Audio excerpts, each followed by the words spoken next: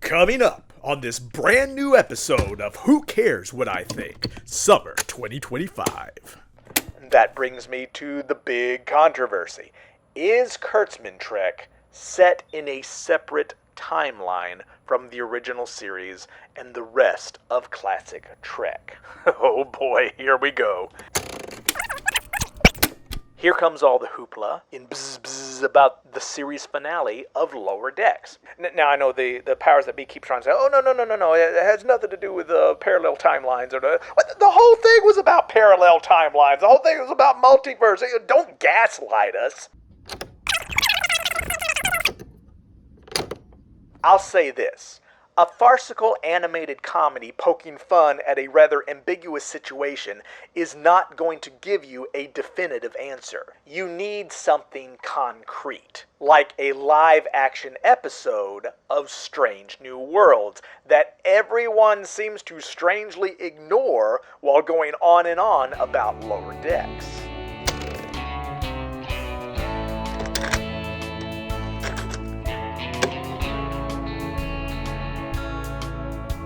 One, please.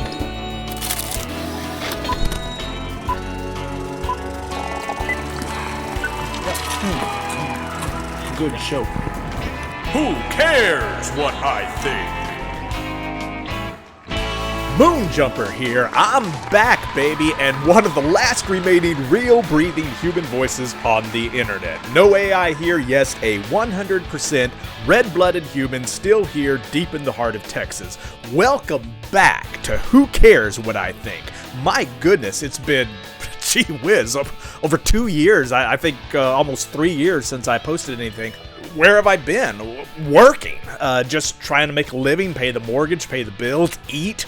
Just dealing with real life, which basically hasn't afforded me any time to play on the internet. But it just happens that I finally have some time off, and I'm going to make use of it by playing on the internet with this brand new episode of Who Cares What I Think. So let's get to it, and while we're at it, please be sure to like, share, subscribe, and all that good stuff. Oh, and by the way, shout out to Jay over at STAR TREK and the Tachyon Post podcast. Brilliant, well-reasoned fella, good information.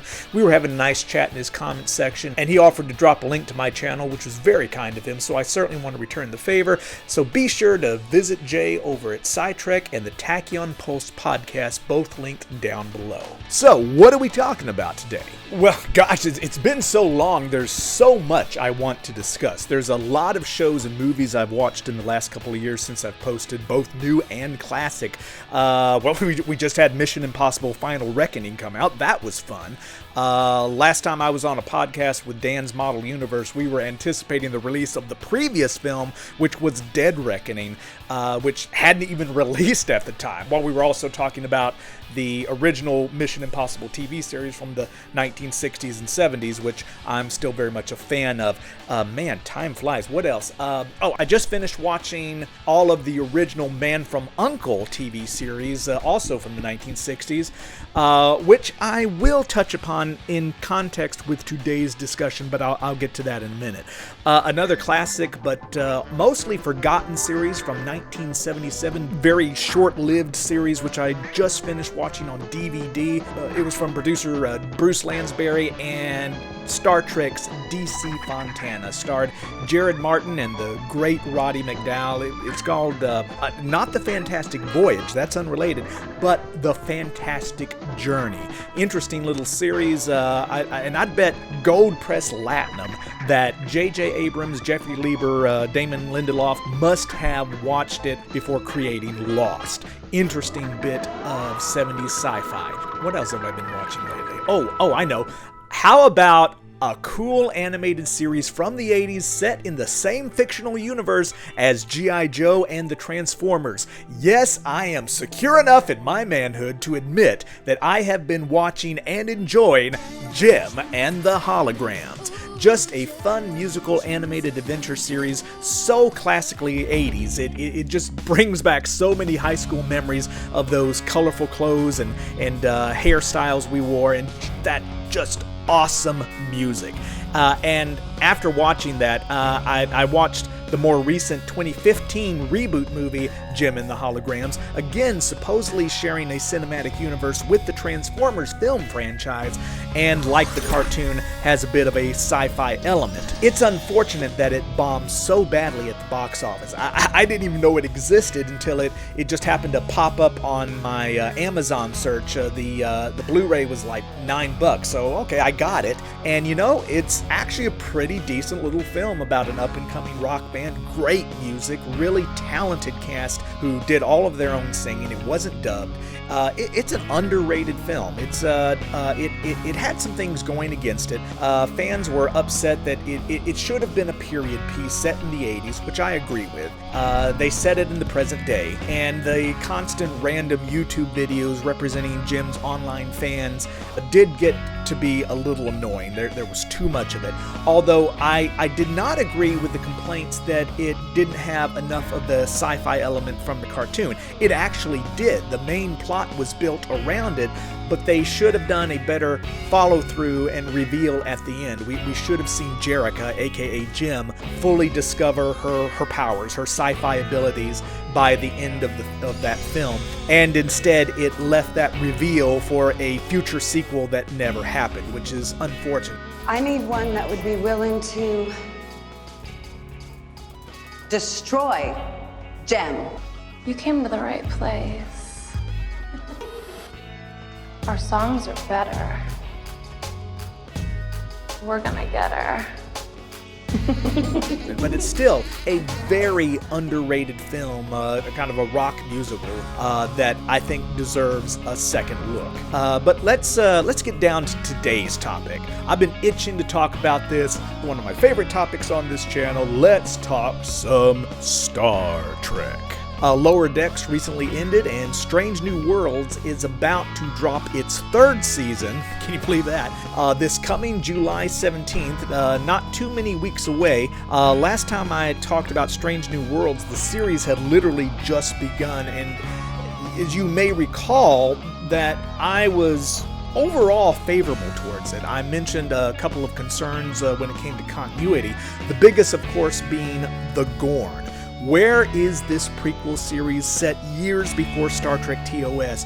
Where are they going with this storyline involving no less than 3 characters, Spock, Uhura, and Chapel, serving aboard allegedly the same Starship Enterprise, which years later encounters the Gorn unambiguously as a first contact situation in the classic episode Arena. And those same 3 characters, Spock, Uhura, and Chapel, and looks like this season we may be throwing Scotty into the mix, they supposedly served on this same ship that encounters them years later, and none of them have ever heard of the Gorn or bothered to mention that, yeah, they dealt with these jerks before, in open warfare no less, and the Federation knew all about them.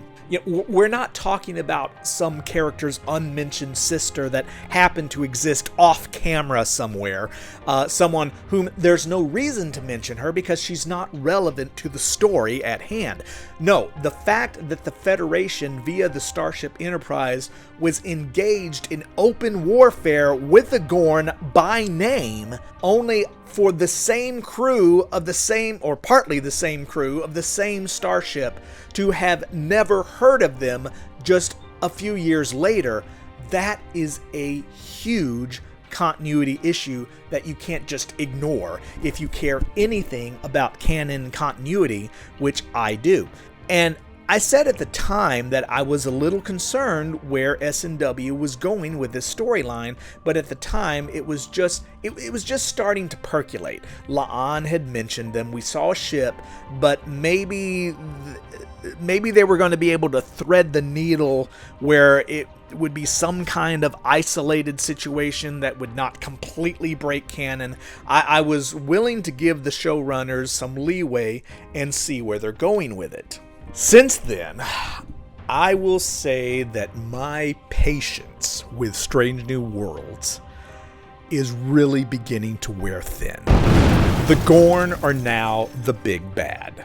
They're monsters now, lifted directly out of the Alien franchise. And as I mentioned, they're now in full open warfare with the Federation, just blowing up Canon every bit as egregiously as Discovery ever did, and we all know that Discovery was a complete abomination when it came to continuity. Discovery disrupted the original series timeline, the so-called Prime Timeline, virtually beyond repair. But then here came Strange New Worlds, and for a minute there, I genuinely thought that Kurtzman and company, and CBS in general, were finally starting to listen to the fans and make a genuine attempt to right the ship and maybe even find a way to repair at least some of the damage that Discovery had done to the timeline, so that if you squint hard enough, you might be able to pretend that this Discovery verse somehow manages to line up with the original series and TNG onward. They've blown that. And on top of that, while they're trying to be Star Trek aliens, or Star Trek Xenomorphs, aliens versus Star Trek, whatever, now they're simultaneously trying to be Lower Decks. I mean, talk about tonal whiplash. And I like Lower Decks. I'm going to miss Lower Decks. And I did enjoy seeing our Lower Decks heroes in live action, but you can't just have every episode be slapstick that doesn't have a chest-bursting Gorn monster in it. They're trying to turn what's supposed to be a live-action hard science fiction drama into a farcical spoof of Star Trek instead of just being Star Trek. And I like comedy. I enjoy comic relief. Star Trek has always been full of comic relief and very funny episodes. You need comic relief. Not everything should be oh so serious all the time. And yeah, there's room for a Star Trek sitcom. That's one of the series that they're now discussing that Tawny Newsom's supposed to be heading up. I rather liked DC Studios' Powerless sitcom they had on NBC. It didn't last very long, but I enjoyed that show. There is room for comedy within a fictional, mostly dramatic universe. But there also needs to be some tonal consistency. Are we doing Batman the Dark Knight, or are we doing Batman the comedy TV show from the 1960s? I love both of them, but you've got to pick which one you're doing. I mentioned a few minutes ago, I just finished watching the original Man from U.N.C.L.E. TV series from the 1960s, as well as the Girl from U.N.C.L.E. spin-off series, and then I finished up with the Return from the Man from U.N.C.L.E. TV movie. Wait, Return from the Man from U.N.C.L.E.? Wait a minute. Return of the Man from U.N.C.L.E., the 15 years later affair, the TV movie from 1983 to top it all off. It is you. Had a great time watching it and all, but here's the point. At one point, The Man from U.N.C.L.E. was the #1 show on television. It was a worldwide hit. By their second season, they were blowing up the Nielsen's. Robert Vaughn and David McCullum couldn't go anywhere on the planet without just being mobbed by young women. But then along came Batman. Batman was a comedy. It was a deliberate spoof. It was satire. This was the show they were intending to do, and they did it very well. And suddenly, Batman was blowing up the Nielsen's, and producers of other shows like The Man from U.N.C.L.E. began to panic. They're like, oh my God, we're doing this dark, serious spy drama, and people want screwball Batman comedy. We've got to change the whole format to copy Batman. And so that's what they did. And as the second season of The Man from U.N.C.L.E. was rolling along, this fairly serious drama, it always had humor, but it was smart humor, often rather dark humor. It was a rather dark show. Its tone was becoming noticeably sillier by the end of that season, more Batman-like, more cartoonish. And by the third season, they just go full Batman. The show becomes ridiculous. And I'm saying that as someone who loves the Batman TV show, just like I love Lower Decks. But a show about the Enterprise is not Lower Decks, just like The Man from U.N.C.L.E. was not Batman. And when you have such a tonal shift, it's like getting whiplash. It's jarring to your audience and likely fatal to your show, which is what happened to The Man from U.N.C.L.E. in its third season and simultaneously to its spin-off series, The Girl from U.N.C.L.E., which was even more slapstick and equally jarring to an audience that wanted and expected a smart action drama, not a slapstick cartoon. The producers realized their mistake pretty quickly as their audience evaporated. By the end of The Girl from U.N.C.L.'s first season, which became its only season, they were starting to reinsert a more grounded, dramatic tone. Man from U.N.C.L.E. managed to eke out part of a fourth season before getting canceled mid-season, and they had shifted back to that serious, rather dark drama, whiplash the other direction. It's confusing and jarring to one's audience to go from a slapstick farce in one episode to xenomorph chestbursters in the next, as you're destroying canon along the way. And don't misunderstand, I love a variety of story types and genres. You don't want tonal stagnation. Classic Trek had everything from the monster of the week to deep philosophical morality plays to mystery, comedy to warfare. And again, you don't want oh so serious all the time, but it is a matter of degree. The difference between tonal variety and tonal whiplash. And I don't know, is it serious drama or is it comedy farce to have Nurse Chapel ripping through a horde of Klingons? I mean, come on. Okay, if it's La'an, I can buy it. La'an can be a girl boss. That's okay. La'an is, she's got Khan's DNA. La'an can tear through Klingons and I will buy it. Not Nurse Chapel. Give me a break.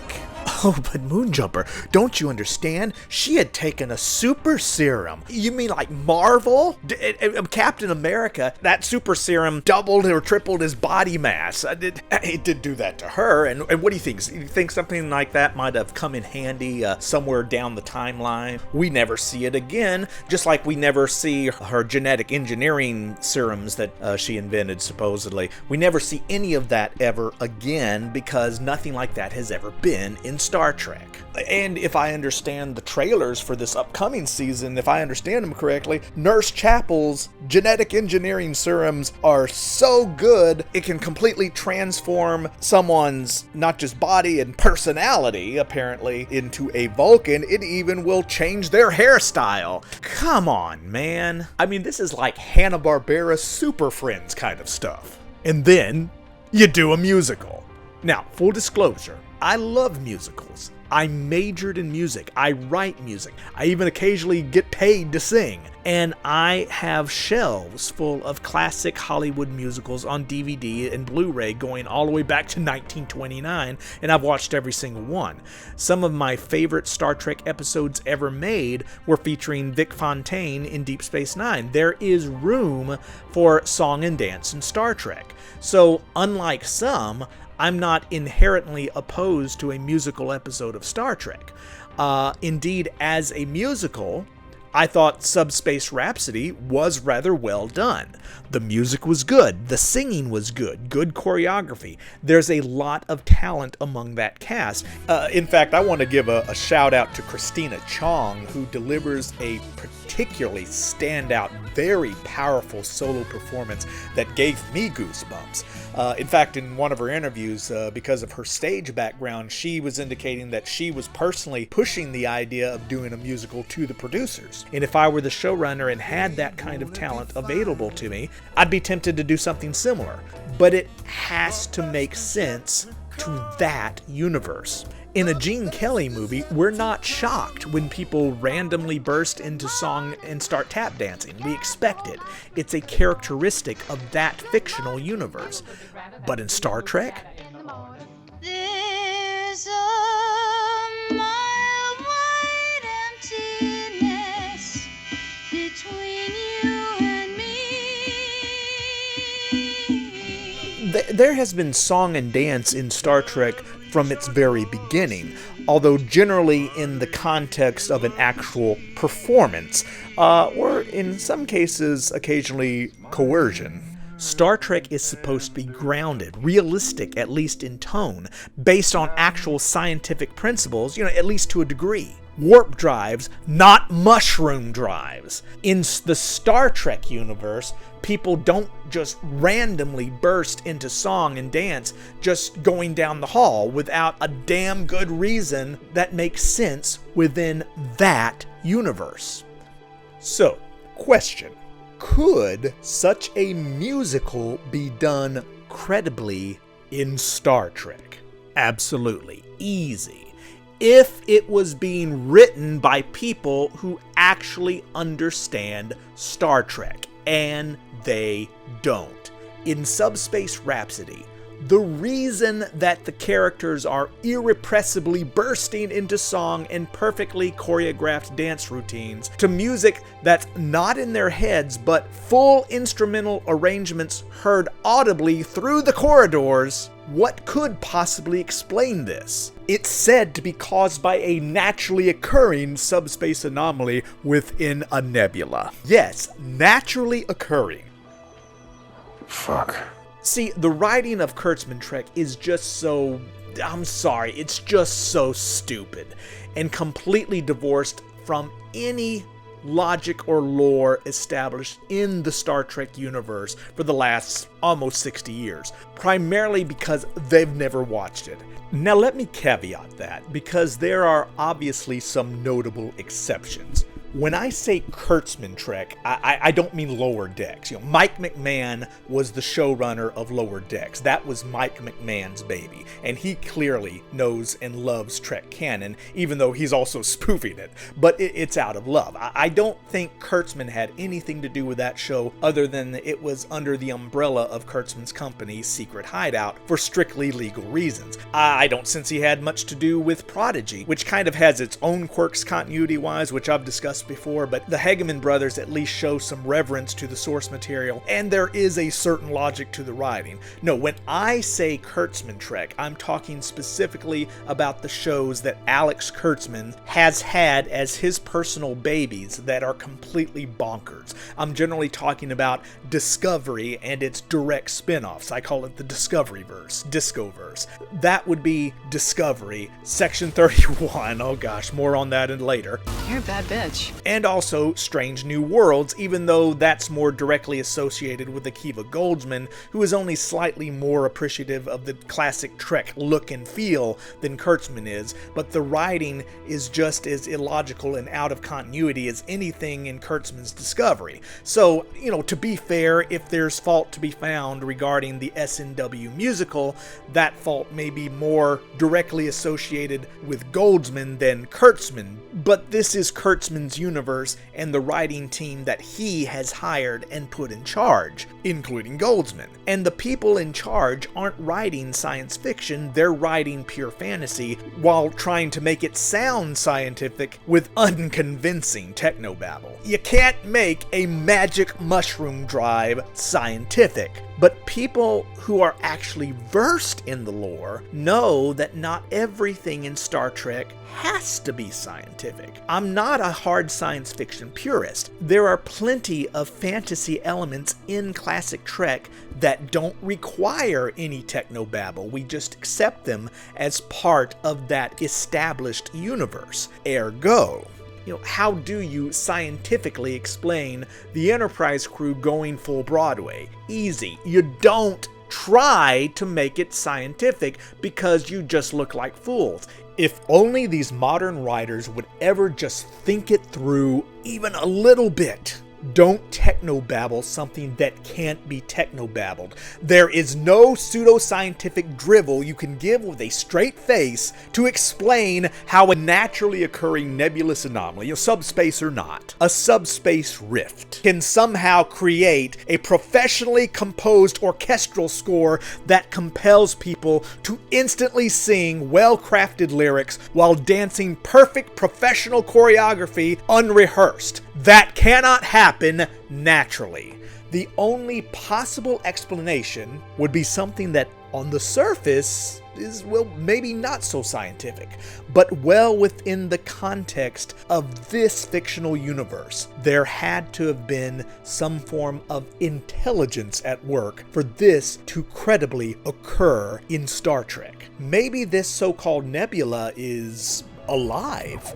Or, well, we already know that there are gods in the Star Trek universe, or at least aliens who seem very much like gods. You might say, well, that's not very scientific. Well, no, but it's established. It would make perfect sense in that universe if, say, a Trelane or a Q had simply snapped his fingers and everybody starts bursting into song. There's precedence for that kind of silliness. Now, I would probably make up a different godlike alien rather than using Trelane or a Q just for continuity reasons. Oh, look, Trelane is going to be in Strange New Worlds this season. Because of course he is! Who needs continuity? Fuck. Okay, but regardless, all they had to indicate was that this otherwise quite enjoyable musical episode, I did enjoy it, was the result of an alien intelligence that would make sense for Star Trek. Okay, just to make sure I'm being fair in my little essay here, last night I decided to re-watch Subspace Rhapsody to see whether or not I might have missed something or misunderstood something regarding the basic premise, because I was admittedly distracted by the rather wonderful performances from a very talented cast with musical theater backgrounds in their resumes. I mean, my gosh, you got Celia Rose Gooding, who won a Grammy and had been nominated for a Tony Award for Best Actress, so yeah, I don't at all begrudge the showrunners for wanting to utilize that talent and do a Star Trek musical. I'd do it. I'm ready. But there has to be an in-universe reason that this can happen, and this is where it falters. Upon rewatching, I realized that they were trying to go outside the universe for a very convoluted explanation. In fact, it was even more convoluted than I remembered. Basically, the idea is that they discover this naturally occurring, they said naturally occurring, fold in subspace. And they're excited because maybe it could be tapped into to improve their subspace radio communications. Uhura wants to see what happens when she uploads some music into it, and that doesn't even make sense unless she's expecting someone on the other end of this to hear it and then respond. But that doesn't seem to be part of the equation, because that might be logical.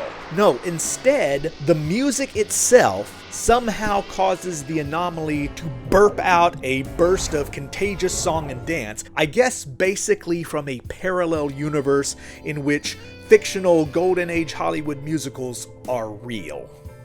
In order to function, the galactic creation point must extend through space, time, into another dimension where the logic of things is totally different. Okay. Yes, multiverse is a thing in Star Trek, so if you want to play with the idea that maybe there's a parallel universe in which musicals are real, I mean, it's silly, but okay, fair enough. But the techno drivel is so convoluted trying to explain it and justify it, nobody knows what you're talking about. Especially watching it cold for the first time, the viewer is just left befuddled. What the hell am I watching? It's too complicated. And on top of that, it's instantly contagious to the entire Federation and Klingon Empire and anyone else who just happens to pick up the phone, which is ridiculous, especially if this is supposed to be naturally occurring. You're trying to sound intellectual and oh so scientific, and you just sound stupid. The setup for this episode could have been so simple and everyone would get it. All you had to do was say that there was an alien intelligence involved. Okay, let's say that Uhura does upload the music and an alien intelligence on the other end poofs back a reply causing all this to happen because, they think this is how we communicate. Or maybe it's just one of the many Star Trek gods that thought it was hilarious. But maybe you're thinking, the god trope is overused. Fine. It doesn't need to be a Q or a Trelane or some other godlike trickster. Just say that the nebula or anomaly itself is a life form that is trying to reach out to the Enterprise crew telepathically, and it somehow perceives that this is how we communicate because, I don't know, the crew was watching a musical when it all started, or any number of very simple premises that would work within the context of this universe. And with that tiniest simple fix, don't change anything else, keep the same music, same choreography, and the same interpersonal conflicts that the songs are about. and I think you would have had an episode that was an instant classic that could have stood alongside the greatest episodes of the 60-year franchise. And yeah, I think it'll still be memorable, but not necessarily in the best way. And I hope I'm wrong about that, because it deserves to be a standout episode, surely for the amount of talent and work that went into producing this. And yet all of that is put into jeopardy because of such a convoluted premise. Because these modern Trek writers don't know Trek, they don't try to know Trek, and so the result is they just piss everybody off. Let's tell it like it is. Alex Kurtzman and his cohorts have destroyed any sense of in-universe continuity or consistency in the so-called prime timeline. I thought they might try to fix it with Strange New Worlds, but they're not. If anything, they're making it worse. There is no way that Discovery or Strange New Worlds can credibly align with the original series or TNG or DS9 or Voyager, unless it's not meant to. That brings me to the big controversy. Is Kurtzman-Trek set in a separate timeline from the original series and the rest of classic Trek? Oh boy, here we go. So, we know that Alex Kurtzman, for the last 8+ years, has just been insisting that Discovery, and by extension we can presume Strange New Worlds, is a direct prequel to Star Trek, the original series. Now, anyone who has actually watched the original series, or The Next Generation, Deep Space Nine, or Voyager, which would clearly not include Alex Kurtzman, I don't think he's ever watched any of it, except maybe The Cage. That seems to be the only storyline he's somewhat familiar with. But anyone who has actually watched Star Trek, especially the original series, knows that it is flatly, canonically impossible for Discovery and even Strange New Worlds to line up with original series continuity. And no, I don't just mean visually, although that is part of it, but no,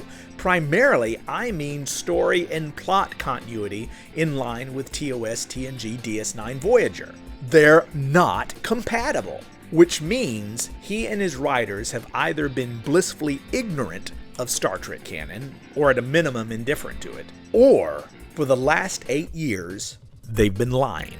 Lying about what their true intentions are when it comes to the very cornerstone of all Star Trek canon, the very cornerstone of the franchise itself.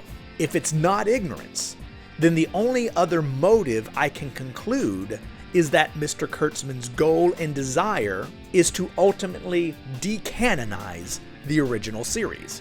And we've all seen those comments on the internet from card-carrying members of the so-called modern audience, all 15 of them that the studios are hell-bent to cater to, calling for exactly that. It's time to decanonize TOS. It was made in the 60s and they were all istophobic back then. I've never watched it, but I hate it. Look, I have done my best on this channel to give Kurtzman the benefit of the doubt. But sadly, I think that's his mentality. He wants the original series replaced in the timeline.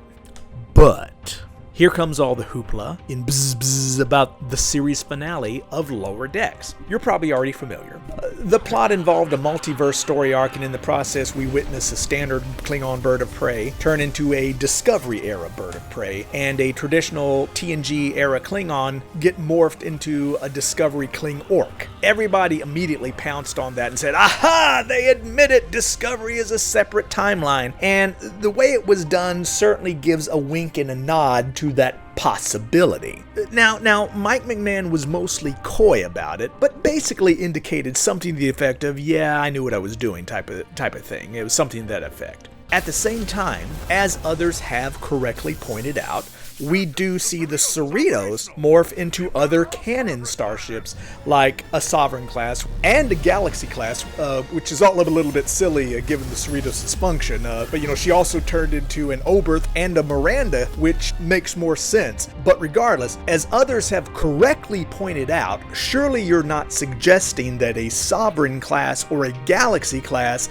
isn't canon. Obviously it is, although I'll also point out that that Sovereign class is not like any Prime Universe Sovereign we've seen before. Notice the Cerritos-style nacelles. But even that aside, what it does suggest is that in some version of the multiverse, meaning in some other timeline, there is a version of the Cerritos which happens to be a Sovereign class, just as there is clearly another timeline in which these particular Klingons exist as Discovery-style Klingons. And which timeline might that be?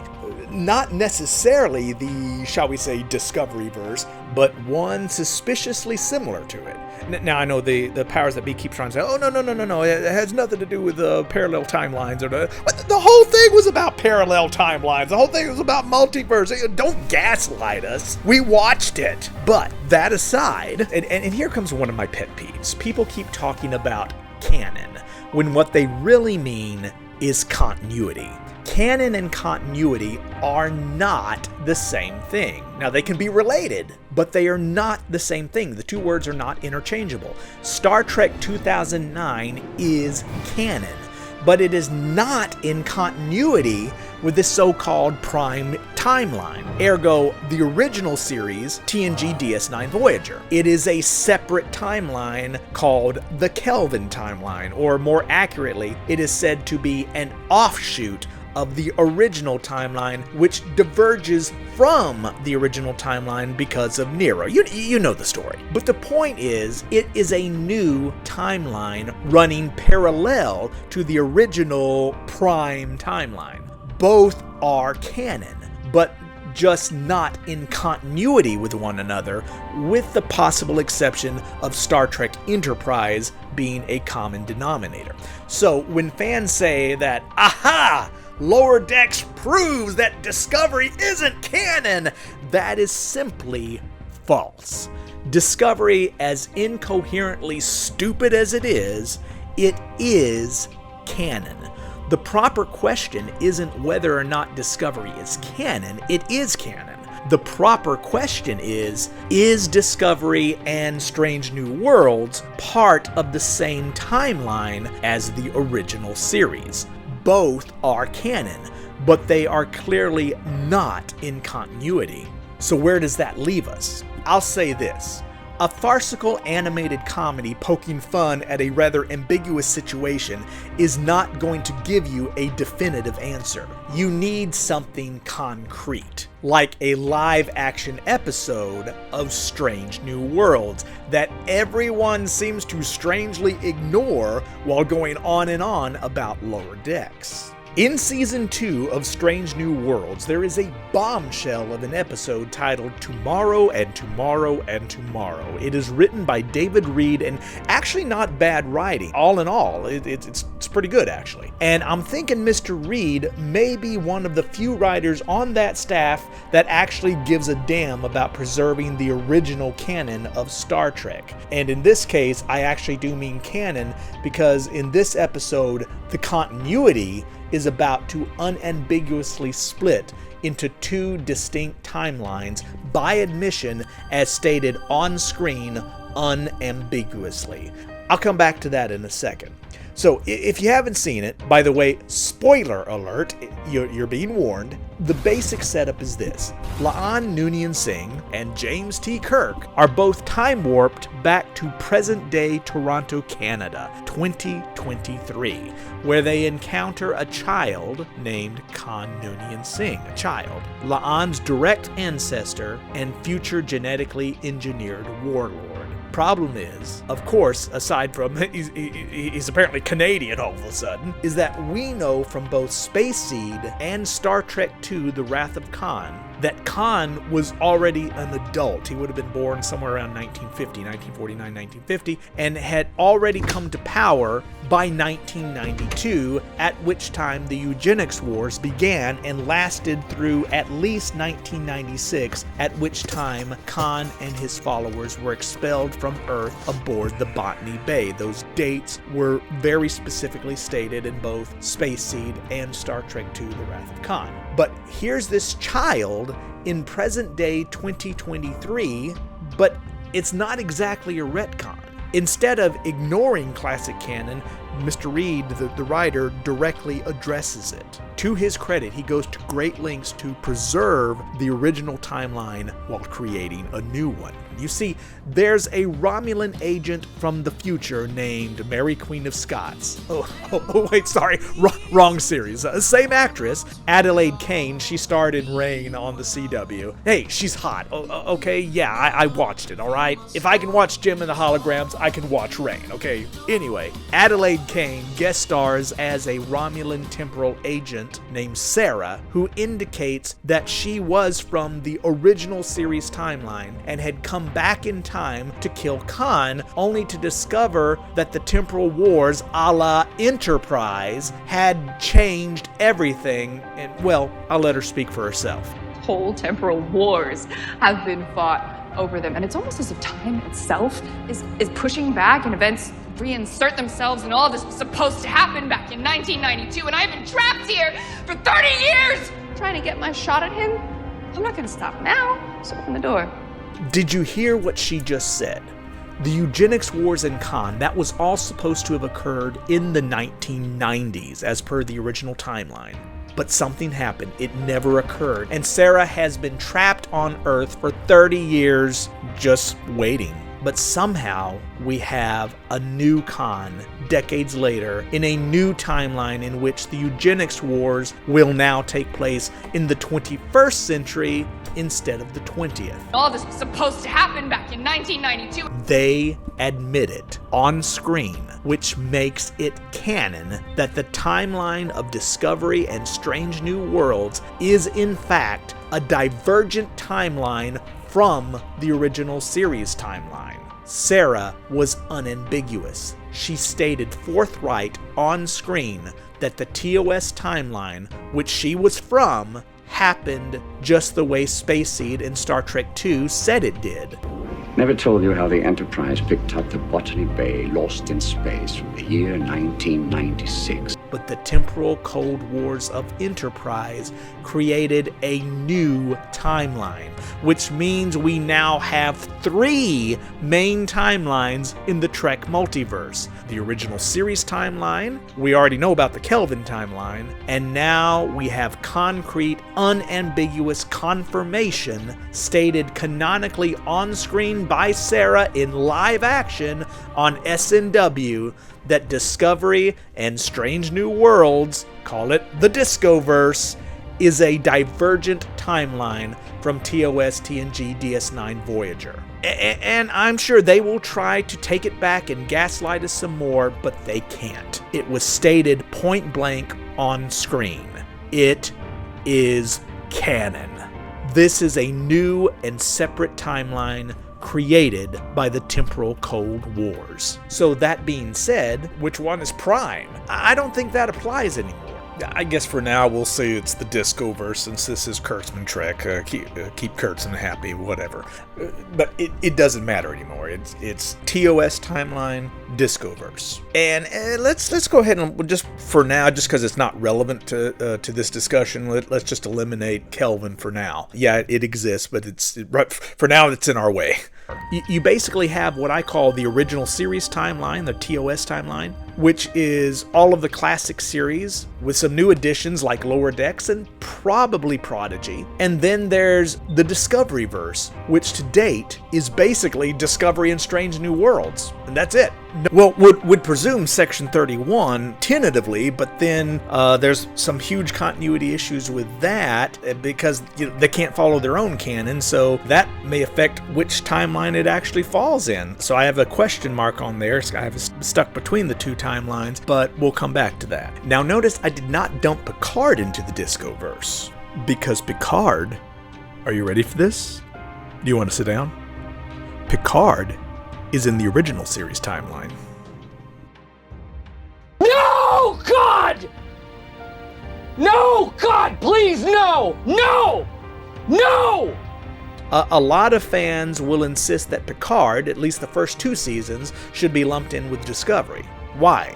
Because they don't like it. I got news. That's not how canon works. It's not based on whether or not it's good or you happen to like it. Spock's brain is canon. Threshold is canon. And by the way, so is Discovery. It's just a different timeline, not in the same continuity. But no matter how much they still gaslight us, we now have on-screen confirmation that Discovery and Strange New Worlds are part of an alternate timeline and not direct prequels to all of the classic series. Picard is different. It's set over 30 years after TNG and is written to be a direct sequel to TNG. And the thing about sequels, it's kind of hard to mess up the continuity because all you're doing is saying what happened at a later date. You don't have to like what happened at a later date. The real Picard is dead and basically been replaced by an android. It kind of sucks, but it is what it is. Love it or hate it, it does not significantly contradict anything that came before.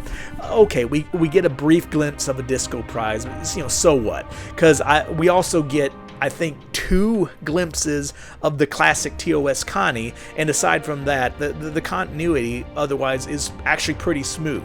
Well, there is season 2 when they go back in time to the present day. There's a couple of minor continuity hiccups, but they're not significant enough to get into in this particular video. But overall, the continuity is actually pretty decent. Now, the plots range from stupid to incoherent, but that has nothing to do with continuity.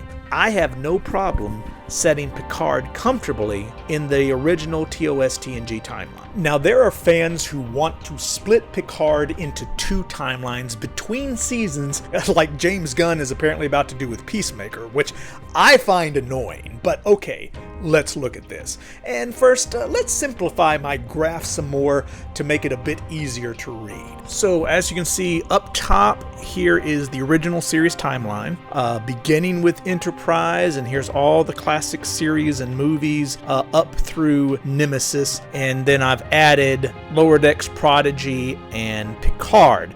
And now down here below, we have the Discoverse timeline, which is, again, starting with Enterprise. That's where the split actually occurred because of the temporal Cold Wars, or the temporal wars. This is what we've always suspected, but now the Romulan agent Sarah has canonically confirmed that. Then we have, in the mid-23rd century, we've got first 2 seasons of Discovery, Strange New Worlds, then we move up to maybe Section 31, but there's a question mark there. We'll get to that in just a minute. And then, of course, there's a huge time jump to the 32nd century with Discovery seasons 3 through 5. So here's my take based strictly on the on-screen evidence. I am not placing Discovery and S&W on a separate timeline because I don't like them. What I feel about them is irrelevant. I'm putting the Discoverse on a separate timeline because the writers told us point blank on screen that it was an alternate timeline.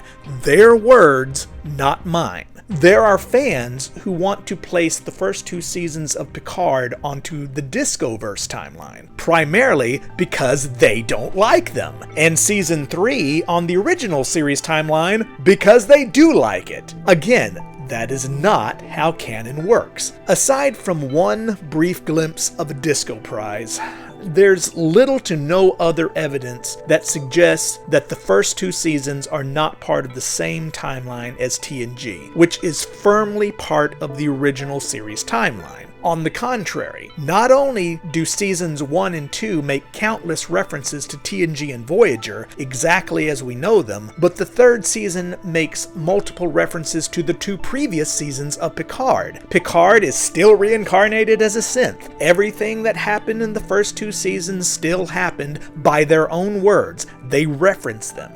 So how is it that you can split them up? It wouldn't make sense. So I hate to break it to you, but all of Picard as a whole, seasons 1 through 3, is part of the original TOS TNG timeline. No! Sorry, I'm telling you like it is. And personally, I'd find it more annoying if they were split up, but the on-screen evidence suggests that it is not split up. Star Trek Picard is all one timeline. Neither canon nor continuity are based on whether or not you like it. It's based strictly on on-screen evidence. I'm not particularly in awe of Picard's 3rd season. I very much appreciate that Terry Matalas was seeking to reinforce and reinsert classic canon, even though this is the same guy I criticized on this channel who claimed that, well, maybe Spock somehow got it wrong when he said the eugenics wars took place in the 1990s, even though Khan himself said the same thing, and Khan was there. Nonetheless, he did treat the canon with respect in Picard, so yes, I would absolutely love to see Legacy if it were to become a reality, but I'm sorry. The writing in Season 3 is every bit as idiotic as the first 2 seasons. I thought the finale was just bonkers. But regardless, as far as I'm concerned, Picard is part of the original timeline, separate from the Discoverse. Speaking of Discoverse, or maybe not the Discoverse, who the hell knows with this one? Oh my god. Section 31. I don't even know what to say about this one. I will say this. It is so bad and so embarrassing, I actually had to buy a copy of it. I bought the Blu-ray. I know, weird, but it's just so bad. I'm not sure how long Paramount will keep it available before it just quietly disappears. I had to have a permanent copy of this train wreck as a macabre souvenir. I couldn't tell you which timeline this belongs to. You would think Discovery because that's what it's a spin-off of, and it references Discovery. But like everything helmed by Alex Kurtzman, they don't even follow their own canon. They start off with a star date that's clearly set in the Discovery pre-TOS era, but then they introduce a young Rachel Garrett, which places it in the early 24th century leading into the TNG era. The main villain is just a regular human from Georgiou's pre-TOS era, but is still only middle-aged by the 2320s. Probably because Alex Kurtzman has no idea how much time has passed between TOS and TNG. He never watched it, so he doesn't know that it's been a century. He probably thinks it's been about 18 years because that's when it was in real time, between 1969 and 1987. Makes sense to him. After all, Rachel Garrett, when we see her in TNG, is shown wearing the same uniform as Kirk does in the movies, and Kurtzman, I'm sure, has seen that photo. He doesn't know that it's been 80 years since the movie era, because he's never watched any of it! And then to top it all off, one of the main characters is an augment like Khan, right? Born in the 20th century in the 1970s and was an augmented soldier in the eugenics wars in the 1990s as per the original series timeline, directly contradicting Strange New Worlds in the Discoveryverse. As far as I'm concerned, in the proper timeline, the original series timeline, the eugenics wars happened in the 90s. So what, kudos to Section 31? But then did the Guardian of Forever deposit Georgiou back into the original TOS timeline? I suppose that's plausible. That's about the only explanation. Except, like I said, Jamie Lee Curtis directly references the events of Discovery, so Fuck. Skydance, if you're listening, I've been patient with New Trek, with Secret Hideout. I want Star Trek to continue. I don't want it to disappear for another 10 or 20 years. But it is time for Alex Kurtzman specifically to go. And bring in somebody who, he doesn't have to be an expert going in. I've talked about this before. You don't have to be an expert going in. Harve Bennett was not an expert going in, but you know what Harve Bennett did? He asked for tapes of the original series, and he sat down and he watched it. And from that, we got The Wrath of Khan, a direct sequel to Space Seed, which is not only regarded as the greatest Star Trek film, but it's even been on some list of some of the greatest science fiction films ever made. Coming from someone who was not a Trekkie, but he did his homework. Kurtzman refuses to do that. He's never watched it. He thinks it's beneath him. He wants to overwrite and replace the original series in the canon. At least, this is certainly the impression he gives. Obviously, I can't read his mind to know any of this with any 100% certainty, but that is the impression he gives, by which I form this opinion.